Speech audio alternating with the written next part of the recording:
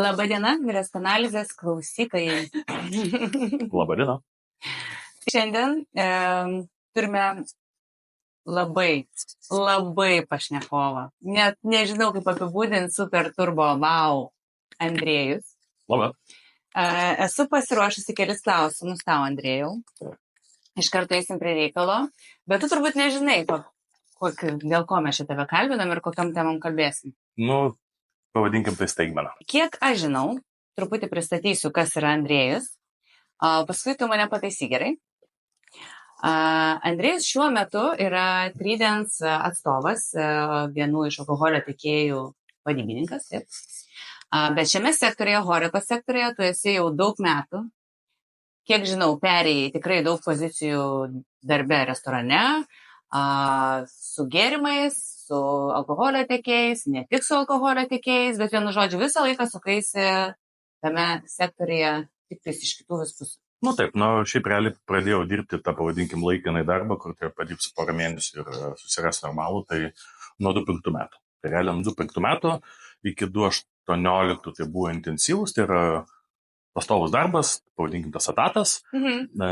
Būtent restoranuose nuo 18 metų aš jau palikau tą kasdienę duoną restoraną, išėjau jau į tiekėjo pusę, bet vis karts nuo karto tenka grįžti ar tai į pagalbą kažkam, arba šiaip pasidaro naujas restoranas, reikia kažkam pamokyti stafą, reikia išbėgti aikštelę, pažiūrėti, ar vyksta tie procesai sklandžiai, kaip numatė, ar nevyksta. Tai dabar jau taip nuo 18, grubiai tariant, epizodiškai vis aš ten dar taip vieną koją vis dar mirkau, kaip sakant, jau nebesimaudau. Vis tik mirkai, ne? Taip.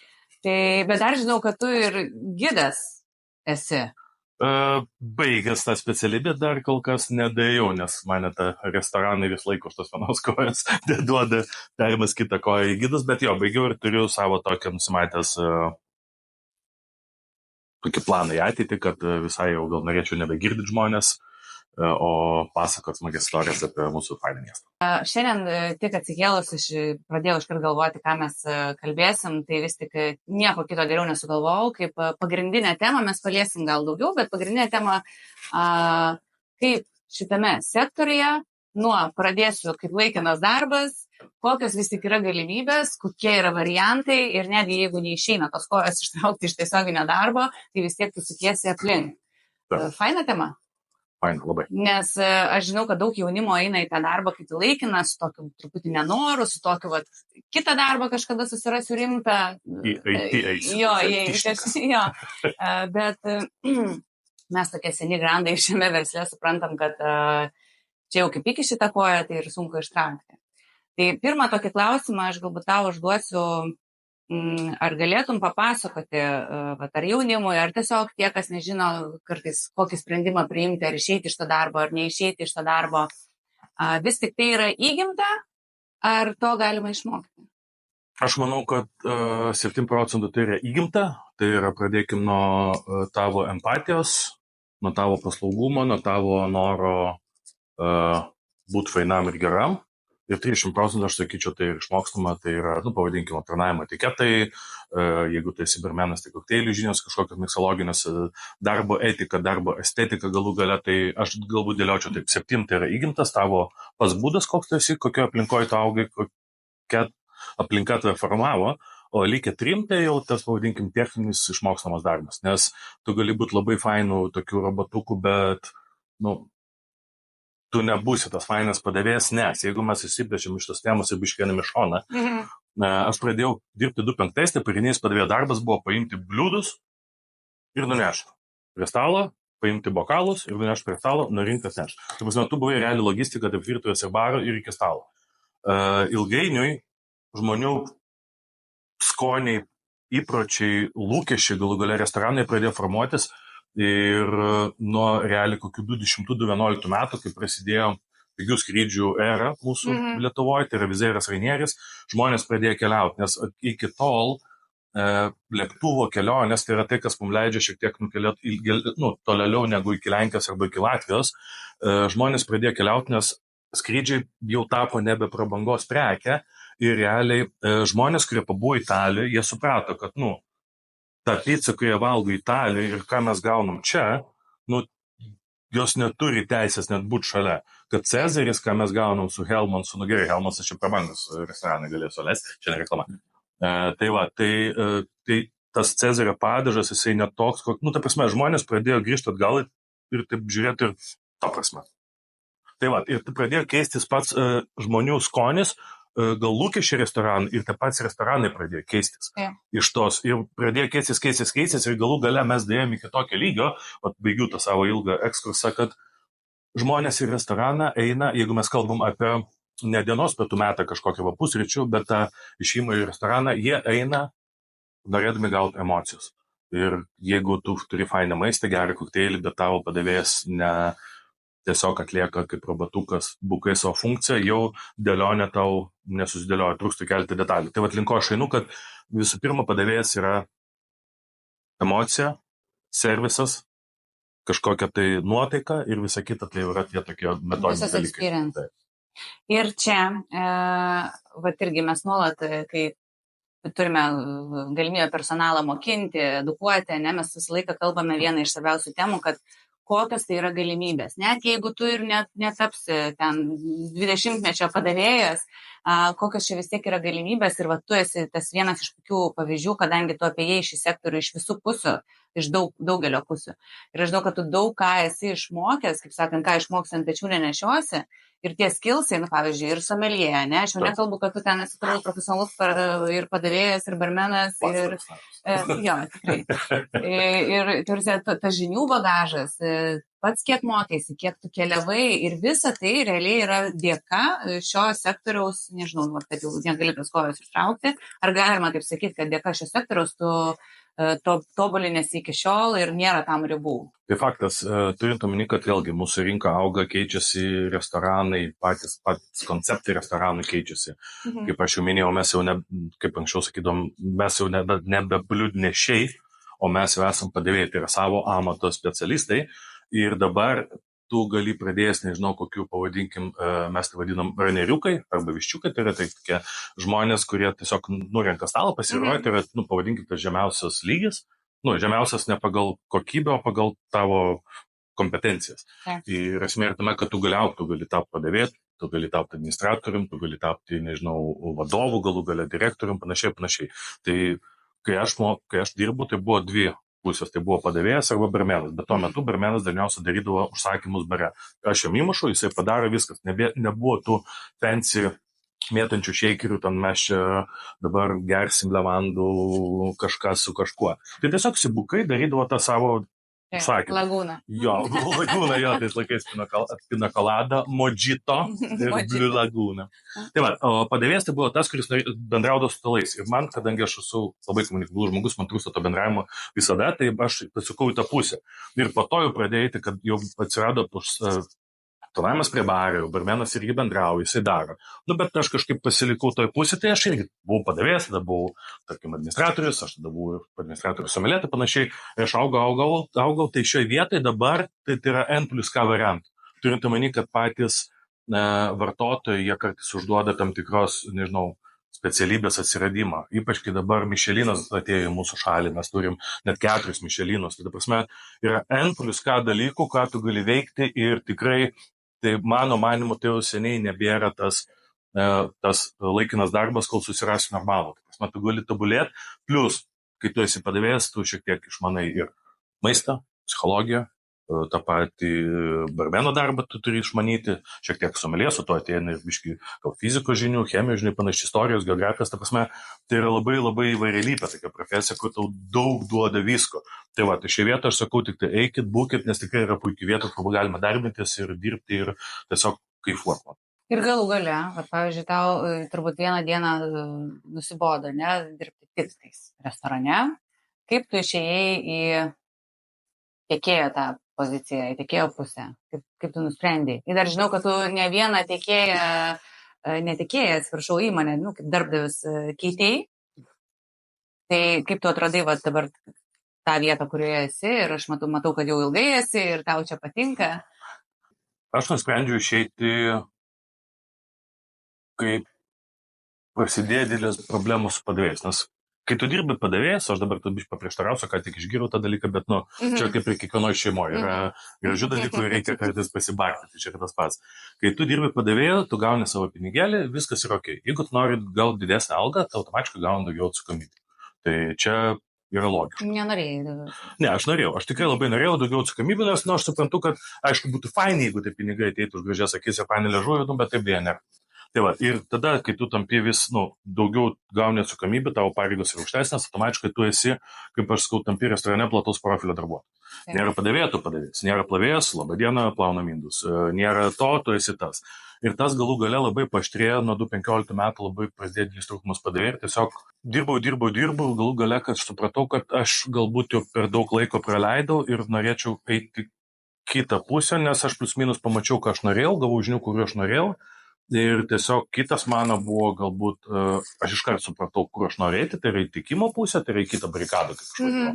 Va, nes mano buvo pakankamai didelis plačios žinios apie gėrimus ir plus nesinorėjo būti pririštam prie vietos, nes dabartinis darbas, kurį aš dirbu, man leidžia nepriklausomai judėti. Ta prasme, aš neturiu 10 ryto ateiti į restoraną ir ten iki 10 vakaro būti ir viskas, nes tai yra mano smėlio dėžė, kurioje žaidžiu. Šitas darbas visų pirma, jis man duoda laisvę, kurį aš labai vertinu ir aš galiu dirbti nepriklausomai, kur aš esu ir dėliotis pagal tą savo, dienotvarkę, o kitas dalykas, aš galbūt jau norėjau perėti kitą pusę ir skleisti žinias apie gėrimus. Kokie būna, koks yra, kodėl šitas gėrimas turi teisę būti, o šitas galbūt nelabai ir panašiai. Tai čia tokia, pavadinkim, tiekimo plus edukacija. Nes vis tiek tu vedi mokymus, personalui tu vedi degustacijas, tu parodai gėrimus ir panašiai. Tai kadangi baigiau pedagoginį, tai esi edukuoti žmonės toliau. Tai va. O dar vieną iš klausimų aš čia pasižymėjau ir turbūt jis tinka tiek dirbant, kai tiesiogiai dirbi restorane, tiek kaip serija kitą barikadą. Būtent, kad tu pakeitėjai kelis darbdavius. Kaip pasirinkti tinkamą darbdavį? Čia mes dažnai irgi su Vilma kalbam, kad visada yra pasirinkimas. Tiek darbdavys turi teisę pasirinkti darbuotoją, tiek darbuotojas jau dabar turi irgi tikrai galimybę rinktis darbdavį. Ir kaip pasirinkti, kaip tu pasirinkai tą vietą? Aš suprantu laisvę ir taip toliau, tai kitur laisvės nebuvo, ar... Taip, uždaro kambarį. Išleidžia savaitgalį pas mamą. Reikia dirbti. Ne, iš tikrųjų, vėlgi, žiūrėkit, čia tas darbas yra kaip ir, santykiai tie patys, kaip maistas, restoranai, tu neįnigi per prievartą valgyti ten, kur neskaniai maitina. Arba tu nebūni su žmogum santykiuose, kuris, galbūt nepilnai tave tenkina, arba tu jį nepilnai tenkini ir jisai kažkaip iš to, jisai nemotina Terezė. Tai va, šioje vietoje tiesiog aš turėjau per ilgą laiką savo patirties, aš buvau susidėliojęs prioritetus, kas man yra svarbu kaip darbuotoja ir taip pat man yra labai svarbu, kokia yra įmonės politika, koks yra, pavadinkime, tas moralinis kompasas, kaip mes dirbam, kokia jos yra vidinė tvarka politika. Ta prasme, tai, vėlgi, tu ateini į darbą, į tą kitą šeimą ir tu praleidi ten, grubiai tariant, trečdalį dienos. Čia grubiai tariant. Daugiau, mažiau, bet lengvai. Tai va, tai tu faktas, kad, nebe sovietmetis, kad mes atėjom po, kažkokio proftiecho arba universiteto, įsidarbinom ir išleidom mus į pensiją po to peržegnos. Tai, viskas, aš esu už tai, kad žmonės turi teisę rinktis ir tikrai yra įmonių, kur gali savo vertybės. Bet aš neatsakiau praeitą klausimą, tai dabar atsakysiu kad aš vienoje vietoje dirbau, teko dirbti nes alkoholio su kitais produktais. Nes galvoju, koks skirtumas, ką pardavinėti. Pasirodo yra. Tai, taip sakant, tada aš išėjau ir vežau vėl alkoholį. Tai vienoje įmonėje tu žiūri, ar tave tenkina darbo, pavadinkim, įrankį, kuriais tu dirba, arba darbo specifika, technika. Vienoje įmonėje man netenkina. Nes aš jaučiausi, kad aš neperforminu taip gerai, kaip aš galėčiau. Kitoje įmonėje, kadangi tai buvo maža, mes taip padirbom, iškėlėm pardavimus ir tiesiog man pasidarė per ankšta. Tai, čia yra, aš manau, čia yra natūralūs procesai, kai žmogus ilgainiui pradeda labiau, taip sakant, pažinti save ir formuoti savo kažkokius lūkesčius, norus ir panašiai. Tai va, tai šioje vietoje, ypač kai mes turim labai daug pasirinkimo ir, sakau, tai yra labai normalūs, natūralūs dalykai ir aš manau, kad tos įmonės, kuriuose dirba šmeikai ir sukčiauja arba kažką daro negalvodami apie savo darbuotojus, tai aš manau, tai bus jums puikiai proga pasitemti, peržiūrėti savo kažkokią politiką, nes, sakau, mūsų laikais ypač gauti darbuotojas su patirtim, su, ta prasme, panašiu mąstymu kaip darbdavys, nes tu gali būti labai geras darbuotojas, bet jeigu tavo požiūris ir poelgiai yra nesusikrita su įmonės politika, tai irgi nėra gerai. Tai, ta prasme, tu turėti kvalifikuotą darbuotoją, plus, kad jis matytų, eitų tą pačią viziją kaip ir tu. Tai tu viską teisingai supranti, viską žinai, tai bet nėra ką klausti. Tai eidu namo. Tai vat ir norėdamas pabaigti, tiesiog keliaudamas, aš pagaliau atėjau į tą įmonę, kur tikrai atitiko mano lūkesčius, mano, pavadinkim, vizijas, ką aš noriu veikti, kaip aš noriu daryti ir, taip sakant, atsitiko kaip Tinder, įsimekiai. O mes, kad ir kur tu bebūtum, visada tau skambinam, nesvarbu, kuo Andrėjus užsiema, kokią prekę jisai nori parduoti. Va čia ir yra šitas verslas turbūt apie tą, kad atsirinkti žmogų, iš tikrųjų, pats žmogus jisai daug ką reiškia ir nesvarbu, kur jisai dirbs, tu vis tiek paskui įeisi, turbūt ir restorane, jeigu tau taip patiks tas padavėjas ar barmenas, žiūrėk, jis pakeis darbo vietą, vis tiek turbūt dauguma susigundo aplankyti. Tai yra lojalumas. Tai yra lojalumas visų pirma tiek darbe, jeigu, pavyzdžiui, dabar aš su pardavėjo pusiai, aš vis tiek noriu tą santykį kurti ne pirkėjas pardavėjas, o kažkok labiau lojalesnį, nes vis tiek būna, taip sakant, blogesnių dienų ir tada vėlgi grįžtam prie to šeimos modelio, kad tu negali ištarti ant durim ir šiai tu vis tiek ieškai kompromisu. Tai va, šioje vietoje yra lojalumas, manau, labai svarbus. Plus, aš kai dirbau Restikas irgi, tai man skambina mano pastovus klientai, ten tu dirbi, šiandien nedirbi. Tai mes šiandien neįsim. Aišku, man yra be galo malonu, kad žmonės man skambina klausia, bet aš nemanau, kad yra labai faina restorano savininkui. Jisai, neteko dėl to, kad aš gavau laisvadienį, neteko, nežinau, porą šimtų eurų. Bet it is. Bet tai reikia su tuo, kaip sakant, susitaikyti, kad vėlgi grįžtam. Čia yra žmonių verslas, žmonių sektorius ir nenori, kad ir šeimoje, ne su visais galim gyventi ir kur šeimas, ne? Tai lygiai taip pat ir čia, ne visi yra faini, priimtini, malonus, ne visur susieina tas kontaktas, tai čia visiškai normalu. Manęs Vilma dar paprašė klausimą vieną užduoti, nežinau, ar čia dabar laikas, bet užduosiu. Ką pabėgsiu? Bulinimas. Ruošiamės tokią temą plačiau, bet vis tiek jau pradedam kalbėti su aplinka ir išgirstam tikrai šokiruojančių dalykų, be abejo ir pačios esam patyrusios bulinimą darbe. Papasakok, kiek tu esi susidūręs, gal dar dabar susiduri, gal girdi kokias nors aktualias kalbas šią temą? Iki šiol bulinu. Tu? Ne, juokauju. Nesu susidūręs, gal dėl to, kad esu vaikinas. Vis dar pas mus tas lytinis požymis yra vis dar gajus, dėja, bet man kažkaip neteko. Pačioje pirmoje darbovietėje teko, bet ten buvo tiesiog vyresniai padavėjai, kurie ateina ir sako, eik čia jaunuoliai, jeigu prisėda pilsėti, jie ateina, sako, davai dirbti, nes aš esu kietas, o tu esi bebenčiukas, naujokas. Bet šiaip tokio dalyko, kaip bulimą, aš tikrai nesu matęs, nesu patyręs, netgi nesu matęs, kad kažkas kitas darytų, tai čia gal dėl to, kad man teko dirbti tikrai geruose restoranuose, Vilniaus, kietuose geruose restoranuose, kur galbūt ir susirenkate žmonės panašaus kažkokio to mąstymo vizijos, galų galia išsilavinimo, auklėjimą, nežinau kaip čia pavadinti.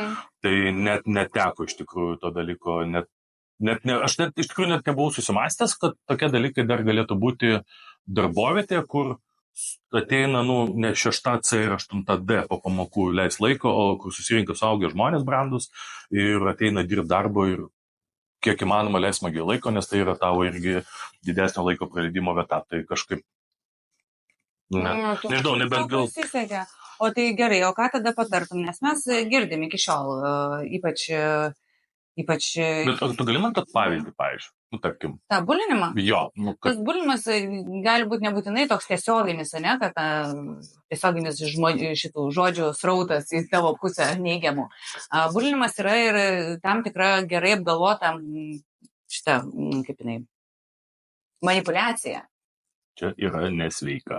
Čia yra nesveika, bet taip vyksta. Pavyzdžiui, darbdavys, netgi ir dabar žinau, kad yra seniai gerai veikiančių restoranų, kurie grandai šiame versle, ne, jie irgi turi savo tokias strategijas, kaip prisijaukinti, prikalbinti ir paskui tada šok pagal mano dainelę. Ir kartais žmogus net nesusipranta, kad jis čia yra patekęs į kažkokias pinkles. Ir iš jo reikalaujama yra per daug, jis yra žeminamas tokiu mažu lygiu, mažu signaliuku, kur kartais net irgi nepajaučia. Neteko tau susidurti? Teko girdėti, žinai, išsiekas draugai pasakoja.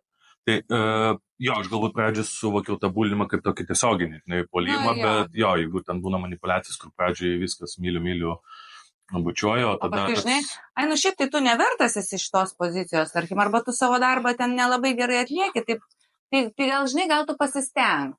Nes aš kažkada irgi turėjau tokį momentą, kai man yra pasakę, nu žiūrėk čia, kažką galvok, nes reikia apyvartas pakelti. Ir aš taip sėdėjau ir tik supratau po pokalbio, kad čia buvo ne taip reikia šnekėti.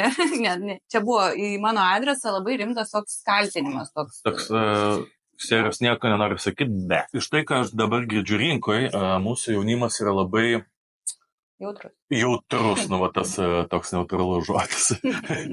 Kitoks, negu norėjau sakyti. Tai jo, ir kartais, pavyzdžiui, mes, kiek man teko dirbti, mes tai vadindom konstruktyvę kritiką. Nu, tiesiog, tai žiūrėk, senė, nu, tai nesąmonės darai, davai, nu, tai paimk, padaryk ir viskas. Nu, tipo, kas neaišku.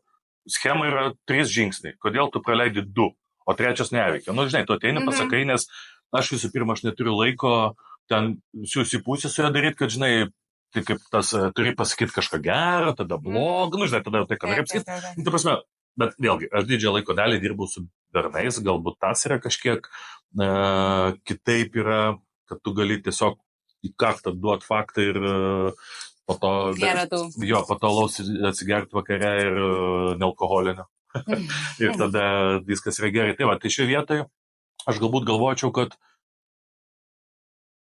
va, čia gal paties darbuotojo yra gebėjimas atskirti, kur yra kritika, o kur yra manipuliavimas. Nes, nu, ilgainiui tu, gerai, po 2 dienų tu neskirsi, bet ilgainiui tu tikrai nusipieši tą paveikslą ir pamatysi, kad kažkas yra negerai. Tai šioje vietoje, ką aš daryčiau, tai gerai, jeigu tai eina iš tavo kolegų, tai tu tiesiog eini pas savo vadovą ir sakai, žiūrėkit, yra tokia situacija su tuo personažu, yra va, tokie reikalai, tai arba, nu, mes taisom situaciją, arba tada, nu, kažkas iš čia nebedirbs. Jeigu tai yra iš tavo vadovo, tai čia vienareikšmiškai reikia iš karto eiti iš ten. Tam prasme, praktika rodo, jeigu vadovas yra, kaip čia, gražiai, negražiai pasakyti, jo, jeigu tavo vadovas yra bulintas, tai jisai nepasikeis, jis yra vadovas. Tam prasme, jisai va, Petrą atleidom, nes pavėlavo 3 kartus 2 minutėmis darbą, viskas, kas pagavo. Tai šioje vietoje vadovas nepasikeisti tiesiog tai vietai. Aš žinau, kad yra tokių žmonių, kurie šiek tiek įkalė tokį aukos, nu tai kaip aš išėjusiu, jie čia, nu jie atrodo, kad jie ant jų stulpo laikosi visą įmonę. Ne, nu tai jeigu tu matai, kad yra nesąmonė, taip. Būna kartais tu turi kažkiek pralaukti, pažiūrėti. Nu, jeigu čia nėra, pavyzdžiui, bulimas, aš šiaip, kad reikia pakentėti kažką, bet jeigu tu matai, kad yra bulimas iš vadovo pusės, tai viskas iškart varai. Bet čia mes šnekam apie tos adekvačius žmonės, kurie geba atskirti konstruktyvią kritiką, kur tau sako tam, kad tu kaip darbuotojas tobulėtum ir bulinimą. Tai šioje vietoje, jeigu tu matai, kad tai vyksta, tai iškart kirti šaką ir eini iš ten. Viskas. Ta prasme, nėra prasmės. O dar geriau, tai tada darai darbo inspekciją. Nu, bet primokysi čia dabar. Bet supranti, nu, reikia, nereikia. Bet yra ir kita pusė. Yra ir dabar tas pats, kaip sakai, švelniai tariant, jautrus jaunimas, kur iš tikrųjų per jautriai reaguoja ir netgi normalią, adekvačią kritiką. Nu, jie visi žino savo teisės, bet nelabai supranta savo pareigų. Tai va šioje vietoje, žinai. Šioje vietoje aš norėčiau kalbėti ne apie išimtis, o apie taisyklės. Apie tos adekvačius žmonės, apie kurie masto, kurie geba atskirti dalykus. Nu, jeigu jis yra per įžeidus ir per jautrus, nu tai sorry. Nu, tai... Tada darbdavys sako, sorry. Ne? Jo, tai gal tada tu reikia pasieškoti kažkokį kitą darbą, kur galėtum savo tą jautrumą išnaudoti kaip pliusą. Nu, ta prasme, aš visada bus išimčių. Deja, bet visada ir kažkaip paskui metu vis daugėja, bet, nu, čia aišku ir vadovo, kaip ir HR, jeigu didesnė įmonė, kurie turi savo personalo vadovą, panašiai, tai yra jau jų, irgi profesionalumas kažkaip su to žmogum dylinti tos dalykus, daryti, kad, nu, žiūrėk, pum. Tai va, tai šioje vietoje, žinai, jeigu įmonė maža, tai tada vadovui nenori tenka to žmogiškųjų išteklių funkciją, tada visai turi dylinti. Bet šiaip aš sakau, norėčiau kalbėti, kad apie tos apie tą normą, o ne apie nukrypimą. Bet vis tik, vat ir tai pradžiai sakėjai, 7% tai yra įgimta, tai vat ką dabar išnekam, matyt, ne visiems tas darbas. Čia vis tik ar tu būsi vadovas, ar tu darbuotojas, ar tu tik savininkas, vis tiek yra įgimtų dalykų, kurių tu neišmoksi vat, tam darbui su žmonėm, o tas adekvatus, sąmoningas žmogus, ne, jisai turi suprasti daug dalykų labai. Reikia dar ir lankstumo, ir iš tikrųjų pedagogikos, va, ką tu baigiai. Labai paprastai aš tu pasakysiu, žiūrėk, jeigu mes mokomės įstaigų, kurį ruošia padavėjas, nu tai ten yra tai, padėti reikia maistą iš dešinės, nuimti iš kairės, ne? Tokia, man atrodo, yra ta klasikinė metodika. Bet padavėjo darbe tavo darbo kažkokiam procentų sudaro tas vadinamas common sense, supračius liaudiškai. Yeah. Tai yra, žiūrėk, aš padėjau maistą iš dešinės, apvalus stalas, ne, tarkim, 8 vietas, apvalus stalas, padėjau iš dešinės, jie valgo, šnekučiuojasi ir matau, jie jo pavalgę, pavyzdžiui, va čia jau pavalgė, ne? Ir aš turėčiau šitam žmogui nuimti, ne, iš kairės. Bet jie šnekas. Tai aš nesakysiu, alio, davai, ašgi ateisiu ir nuimsiu tai patys dešinės. Ar jie pastebės ir nuo to aš, nežinau, būsiu prastesnis kaip darbuotojas? Ne. Aš kaip tik būsiu geresnis, nes aš jums netradau. Jie šnekučiuojasi, ko aš ten lendu savo tais bliūdai, žinai, nurinkti. Tai va šioje vietoje dar turi būti... O vadovas iš tolo tapsi. Norėjai bliūdas. Nu, čia jau vadovas irgi tada gaunasi šiaip savo. Yeah. Bet iš esmės, kad tu ir darai tokius dalykus, tai tas common sense tavo. Jeigu atėjo dama su rankinuku, tai pasiūlyk kai kabliuką rankinuką. Tai nežinau, jeigu ateina hebra su šuniuku, pasiūlyk vandens šuniuku. Tai aš kalbu apie tokius, tai nes tu gali būti aфиgenas. Tu gali ten su to kuolu šiknoj stovėti, ten lėkštės dėlioti, ten pilstyti, nepralašinti pro nieko, bet tu tiesiog, jeigu tu būsi tik toks robotukas ir eisi pagal sistemą, nu, tai ir tiek. Tai tavo sėkmės dirbant protokoliniam aptarnavimui. Tai jeigu nori dirbti restorane, kur restoranas turi dinamiką. Kiekvieną dieną pastavę ten tokios Santa Barbaros ir X-File gali vykti, tai tavo turi būti, sakau, tas prisitaikymas ir kartais tas mąstymas, kaip sako anglai, out of the box. Tai prasme, tu turi greitai, turi priimti kažkokį sprendimą. Nes kažtai irgi mes dirbom restorane ir tiesiog staigiai supratom, kad mes kažkur prasileidom ir neužrašėm, kad 18 žmonių rezervacijų. Nes norėtų, bet būna. O mes turėjom atskirą salytę, kur, telpa taip labai jau mėlė 14. Nu, tai vis tiek mes, žinai, ką daryti? Nu, tai viskas, nešom stalus ir vairuojam, taip, ir hebrai buvo ne visai patogu, ne, bet, vis tiek, ateini kažką pajokauji, ten, nežinau, gėrimą įpėlį ekstra, ten, pavaišinį. Tai prasme, tu užkuri emociją, tu matai, kad, žinai, vietoj to, kad aš dėčiau lėkštę, nes aš neturiu kaip prieiti, aš paprašau, kad ten Petras paduotų Onupą, o Onupas paduotų Onutį, žinai. Tai šioje vietoje, bet jiem yra fainai, nes tu ten hi-hi-ha-ha, kažką, tu ten kažkaip pabandai iškrauti tą neigiamą emociją iš jų, žinai, ir viskas. Tai va šioje vietoje, jeigu tu esi labai akademinis padavėjas, tai ką tu? Labai sudėliosi tiesiog kėdės, kad... Nes tau nesusieina ten pagal etiketą. Taip, čia yra empatija, čia yra tas būtent paslaugumas, kad tu padarai viską, kad taip, tavo kaltė, bet, kas iš to žmonės savo atėjo, tu turi spręsti problemą. O po to jau ieškot kaltų, ką čia praleido ir ką čia neužrašė. Tai važiuok, kadangi mes irgi visą laiką su Vilma sakom, reikia kokius mokymus padaryti su Andrėjum, man čia iš karto jau visą mokymų programa, nes aš pagalvoju, šitų dalykų nieks nemokina. Nieks nemokina, nebent toks atsidavęs vadovas, adminas, jisai bando perteikti savo tą patirtį ir taip toliau. Tai šitų dalykų nieks nemokina. Ir, pavyzdžiui, dabar kiek vyksta visokių mokymų apskritai, ne visose sektoriuose, ne tik Horikos, ten pardavimų, ten būk ten toks, anoks, žinai, ir mes su Vilma sakom, negali būti šabloniniai mokymai visiems vienodi, tarkim, tiek pardavimų, tiek aptarnavimo, nes ir stilių yra skirtingų, ir žmonės patys skirtingi, ir kartais reikia jį atverti per jo individualų, ne, kažkokį būdą, jo surasti variantą. Tai ir va tu ką dabar šneki, tai niekur nieks nepasakoja apie tokius dalykus. Čia tu turi pats visiškai toks jau būti sąmoningas, toks išsilavinęs, arba va, tam rate kažkaip suktis, ne, kur tau ateina iš kolegų, iš draugų, iš bendradarbių. Tai faktas, kad formuoja galų gale tie mokymai, va, kaip tu sakai, šabloniniai. Aš manau, kad jie turi teisę būti, nes kad pastatyti namą mums reikia pamatų. Pamatą, jo. Jo, tu pastatai pamatus, tai yra bazė, ir ant tų pamatų tai jau gali statyti belę kokį namą. Tai nežinau, apvalų, kvadratinį, aukštinkojam, jokių problemų. Turi būti pamatai. Tas pats yra su žinių bagažu. Turi būti pamatai ir tada nuo to tu jau gali, kaip aš sakau, džiazuoti. Nes jeigu tik tai tu turi tą bazę, tu gali daryti iš viską nori. Blogiausia, kai žmonės, jauni padavėjai, kurie neturi žinių, pradeda improvizuoti. Čia yra ojojoj.